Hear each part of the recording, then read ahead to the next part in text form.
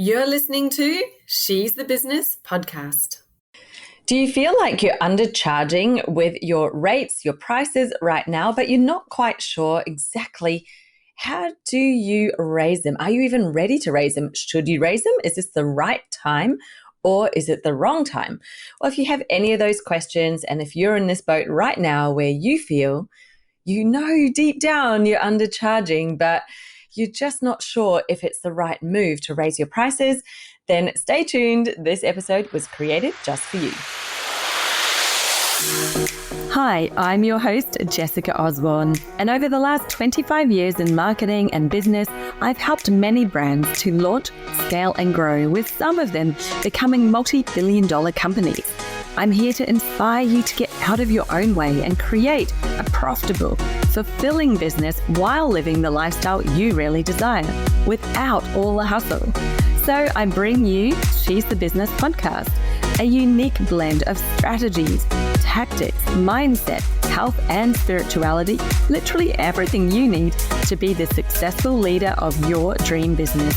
Made by women for women, this is your weekly dose of motivation and inspiration. All right, so are you ready to raise your prices? Well, that is the big question, right? It doesn't matter how long you've been in business. It could be, in your very first few months. It could be in your first few years. You may be 20 years into your business. It doesn't matter. You will have that question at some point in time where you're like, oh, it feels like I'm undercharging for this. You really know it. You know it deep in your bones. You know it in your gut. If you're connected to that feeling in your gut where you're like, yeah, it just isn't sitting right with me. But maybe you're also feeling a little bit stuck for certain reasons. You might feel like the market is restricting you and keeping you at the rate that you're at. You might feel like the competition is also a reason why you can't change your prices. But let's think for a minute that in every market, in every niche, there are always actually a wide range of price points. There's literally no market where everybody is charging the exact same thing, I would say. Maybe that you can think of an exception to that rule, but let's just assume for a moment that that is the case. And let's always find exceptions to every rule. If you think that your market is restricting and everybody charges the same, I challenge you to go out there right now, stop this episode, press pause, go and find someone that is charging a different amount. There's likely somebody out there charging at least double what you do and not providing double the outcome, double the results, double the output. So let's look at why is it that we feel like we're not able to raise our prices yet, or how do we get into a place where you are feeling ready and confident and like you can take that action that you want to take in changing your rates, really stepping into that space that you know you're ready for. Now, what I've realized over the years of coaching women and in their business and looking at their prices and why they're charging what they're charging, there's really 4 parts of the brain that are sending you messages that are holding you back, I'd say, telling you that it's not time yet, that no, you've got to keep your prices low, and that it would be dangerous or scary or not right to, even create a premium offering, even if it's not raising the price on your existing one. Maybe it's actually, creating a different offering that's at a higher rate, like a VIP or a higher level offering that is going to be at a higher price. A lot of people rebel. They rebel against doing it. They rebel even though they know it makes sense in terms of, hey, you need a whole lot less clients to hit that same revenue number. And usually you can make much higher profit because with less volume, it means that your profit margins are higher.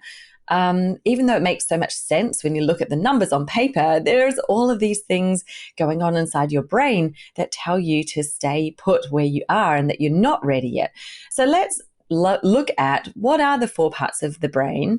Well, I like to think of them as personalities. So if we just for a moment think about your brain as, or your mind, maybe it's your mind instead of the actual brain. We're not going to talk about the frontal cortex or anything like that right now, but just imagine inside your mind, you have a lot of different personalities in there. Some of them you'll be very familiar with, and other ones you may be less familiar with. So I'm going to share 4 of them with you today. To give you an example of one you may be familiar with, which is not one of the ones that I think comes into this pricing discussion so much, would be like your inner perfectionist, for example.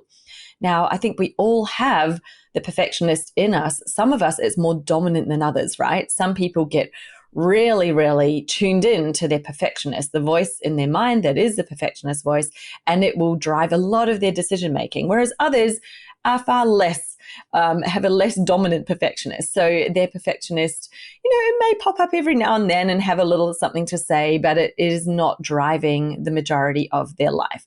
So I'm sure you can relate to that. Either you are somebody who has a strong perfectionist personality, or you don't. I certainly have had that at times in my life, and I've worked on, being able to manage that voice a little bit better and make sure that it's not being so domineering over the other ones. So that's an example. Another example of one that you may have would maybe your inner child.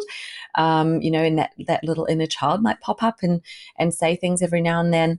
It's just sort of tuning into these. Now, the 4 that I'm going to talk to you about today are the 4 voices that I see time and time again have the biggest, loudest voice when it comes to pricing, when it comes to choosing your rates and figuring out what you're charging and making the decision on whether you stay where you are or you raise your prices or you create that premium offering. These are the 4 that weigh in the heaviest. And so likely you're going to have probably a bit of all 4 within you. One will be probably the most dominant for you. So listen in to figure out which one of those it is for you. The very first one is one everybody has this, and it is our consumer. So the inner consumer. Now, we've been cultivating this part of our mind ever since we were tiny, ever since we were little babies, and we're walking around with mum and dad and we're watching them buy things, right? We're walking into shops. We are surrounded by consumer-based advertising on a daily basis, to the point so much that it is like the wallpaper. We cannot turn on our phones. We can't walk into a shop or anywhere near, actually even just down the street, right? You're going to be walking past businesses that are using consumer-based advertising to entice you in. Now, the consumer part of your brain is very, it's learnt over time, just being exposed to all of this, that it's all about sales and deals, and people buy when it's cheap, cheap, cheap, 50% off, 70% off. Oh my God, everybody's running into the door. So your inner consumer has observed all of this behavior for your whole life, and it has formed very firm beliefs that people only buy when something is cheap. And so it is going to weigh in anytime you're thinking, well, I feel like I'm undercharging. I think I need to raise my prices. It's going to say, whoa, hold on a minute.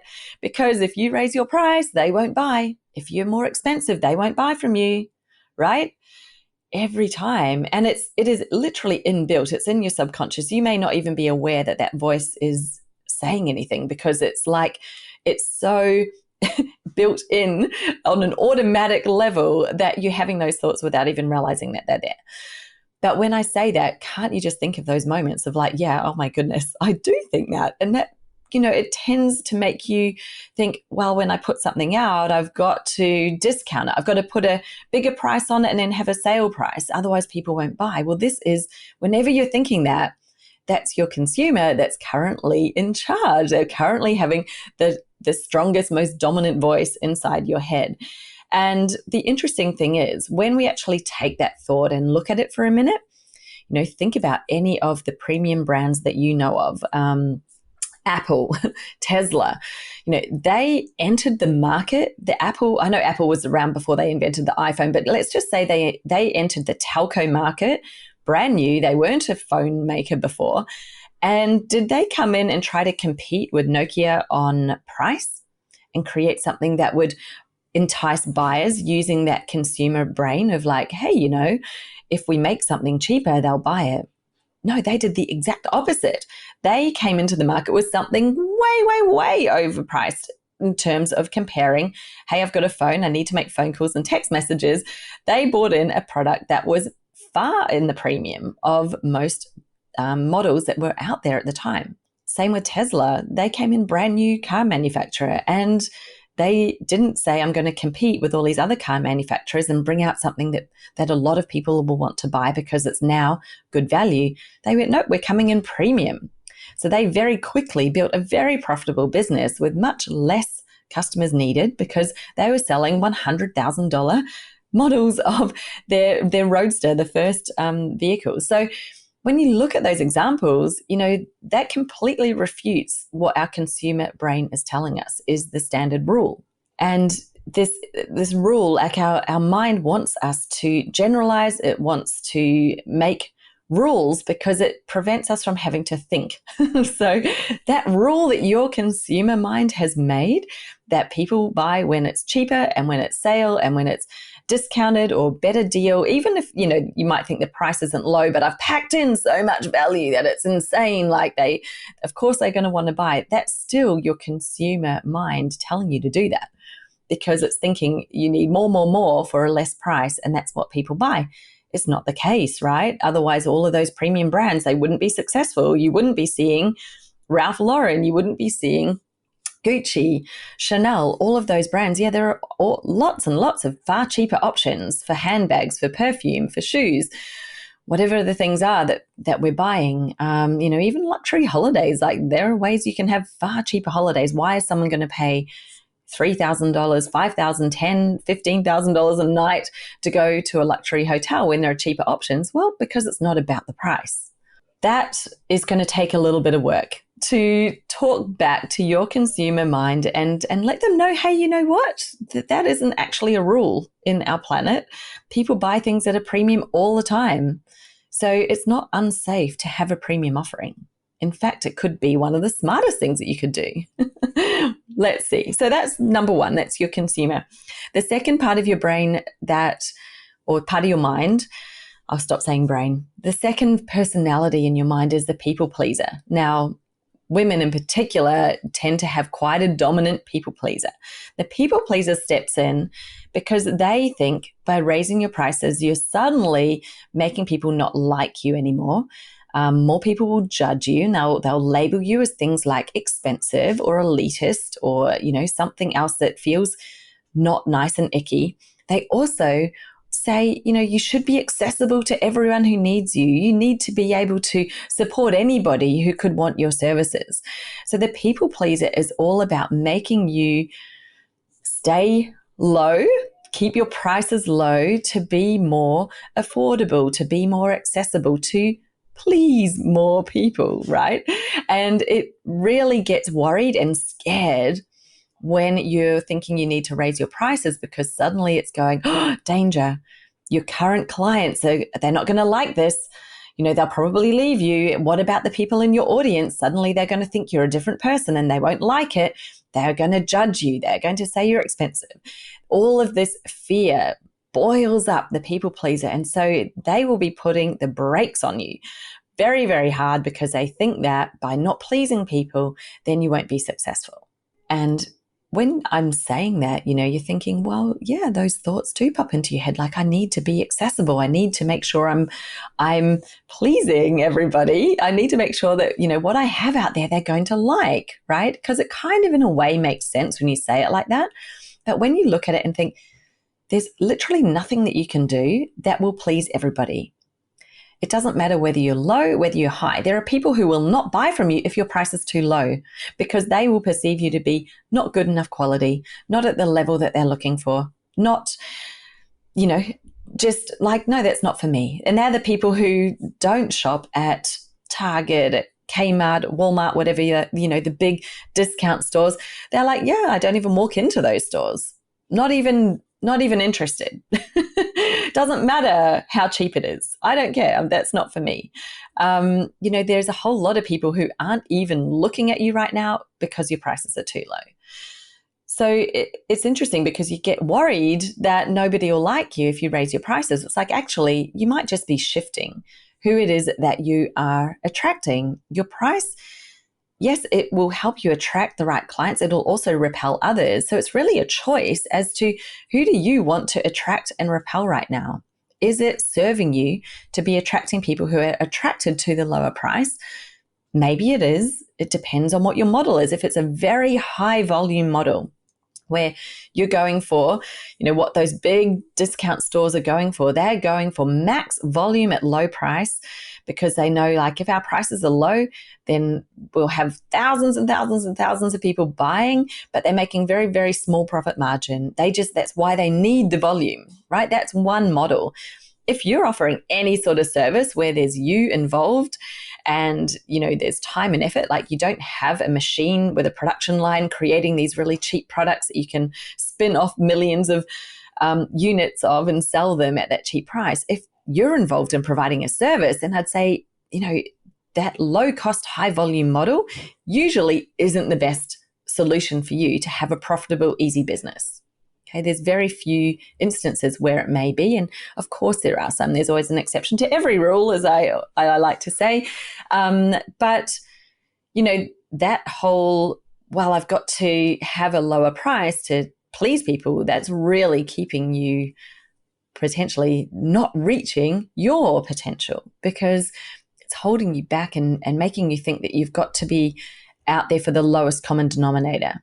Well, you can kind of choose what your lowest common denominator is. It doesn't have to be the bottom of the market. Like, those people can either access your free content, they can make use of anything that you're putting out that is free and, welcome to it. And guess what? There are other people out there who are thinking that they need to serve absolutely everybody, and they will underprice and undercut themselves in order to do so. And that's fine. You can let them do that. That doesn't mean your business won't survive because there is someone out there for everyone.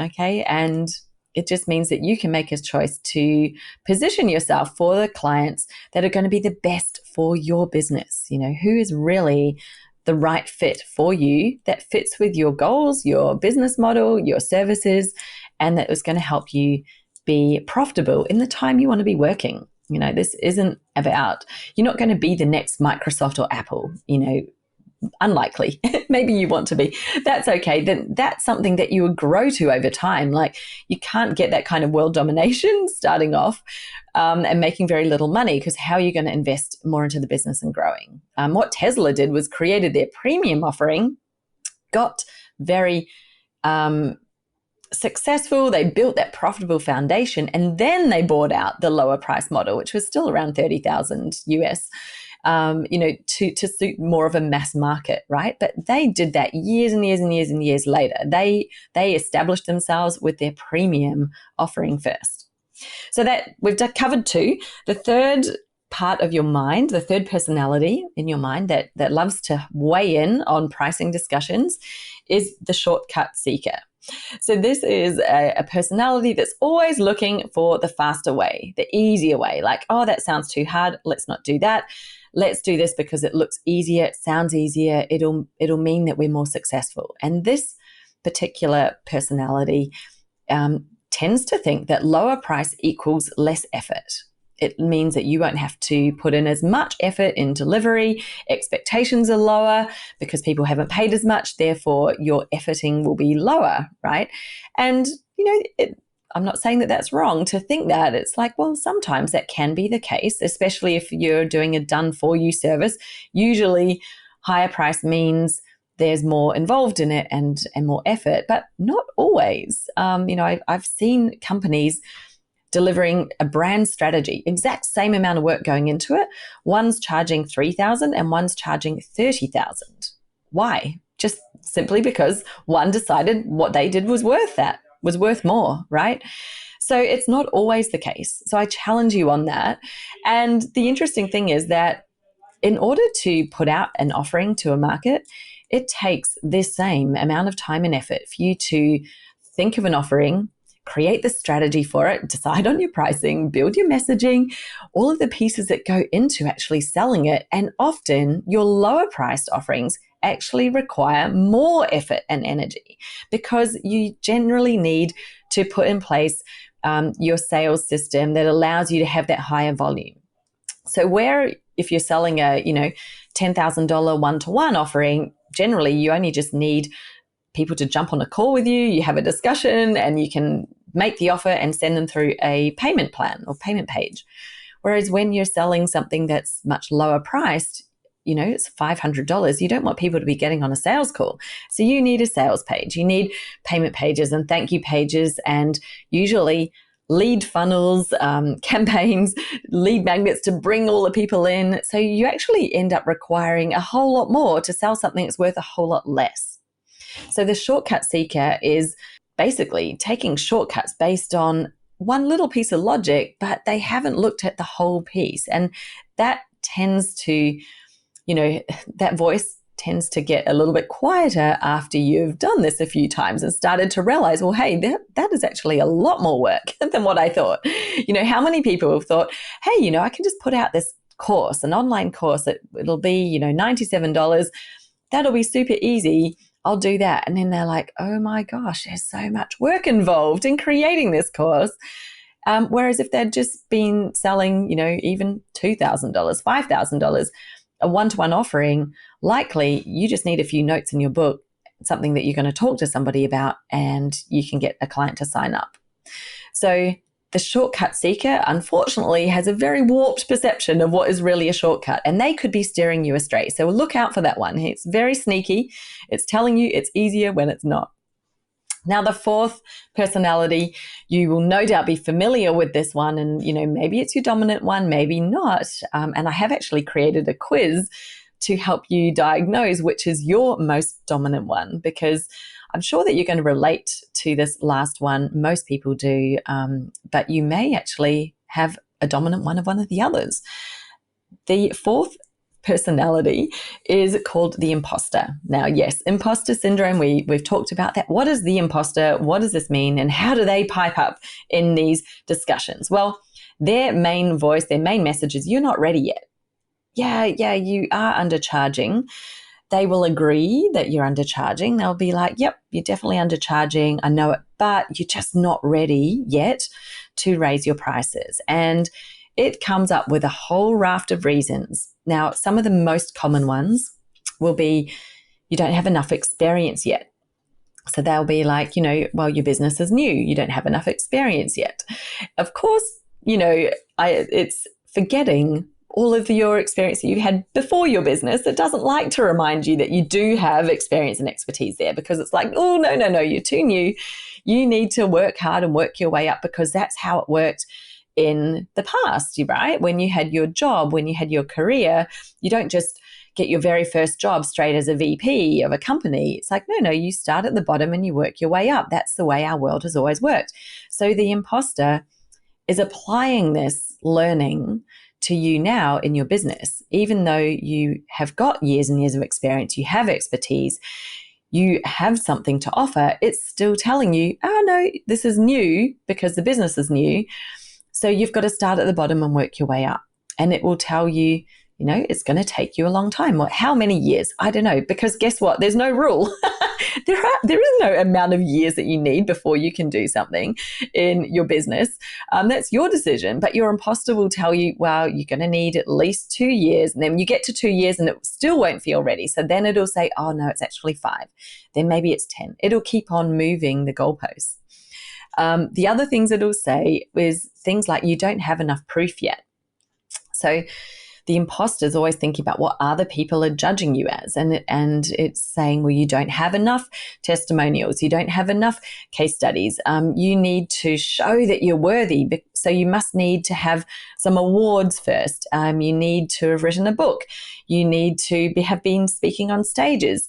It's going to create all of these milestones or must-haves that it's going to tell you need to have before you're worthy, before you're able to have a premium offering. And so it's going to keep you really busy for a lot of time. And I see people doing this all the time, right? So they've got their business, they're kind of getting out there and they're chasing things like awards. They're going in every awards that they can get because they feel like they need this behind them in order to have the confidence to put a price on something. They, sometimes are like writing a book or need to author a book. Maybe it's a podcast, even audience size. So this is a hidden one. This is your imposter again, telling you that you need to have a certain size of your audience before you're worthy, before you can charge a premium rate, right? Has that ever happened to you? It's interesting because, yeah, maybe sometimes you look at those people that you see out there that are at the top of their game or that they are successful, and you're like, well, they have an audience with, 20,000 people following them, maybe 100,000. There's a varying degree.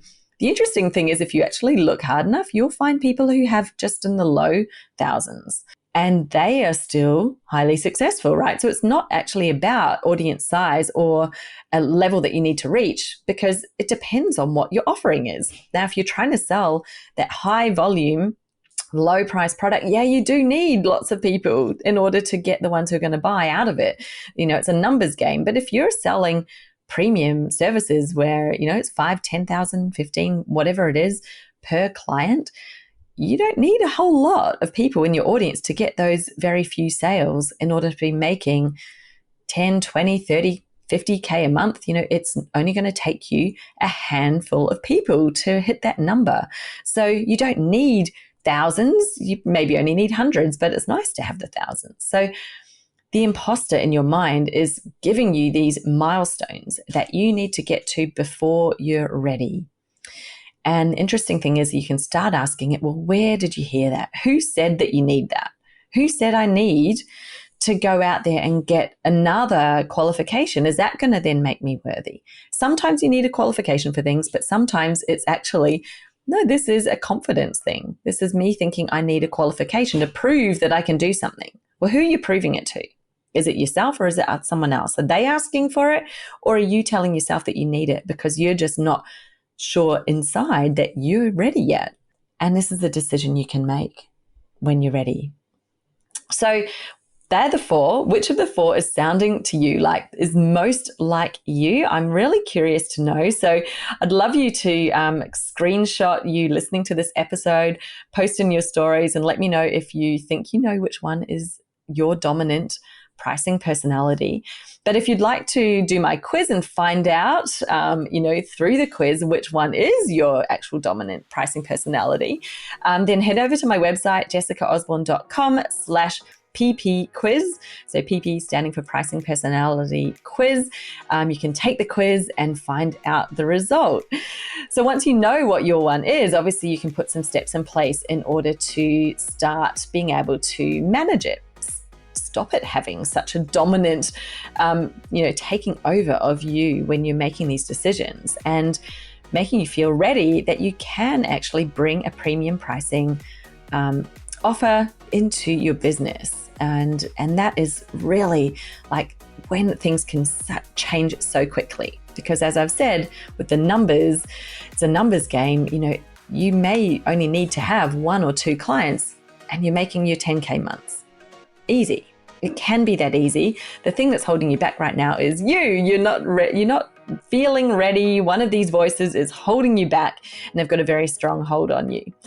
So thank you so much for listening. If you've loved this episode, please scroll down, hit the 5-star rating, and I'd love you to leave a couple of words in a review, because it helps the podcast get found by other people who can benefit from it and get value out of the episodes that we're bringing you every week.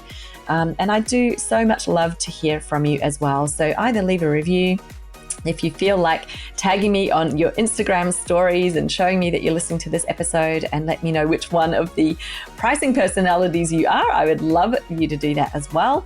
That's awesome. And I can even send you a link to the quiz if you do that. If you tag me on your stories, jessica.osborne, I'll pop you a link through to the quiz as well. So just to make it easy to find. And that's it from me. I will be back again next week with another amazing episode with an incredible guest. And I look forward to chatting with you again soon. Bye.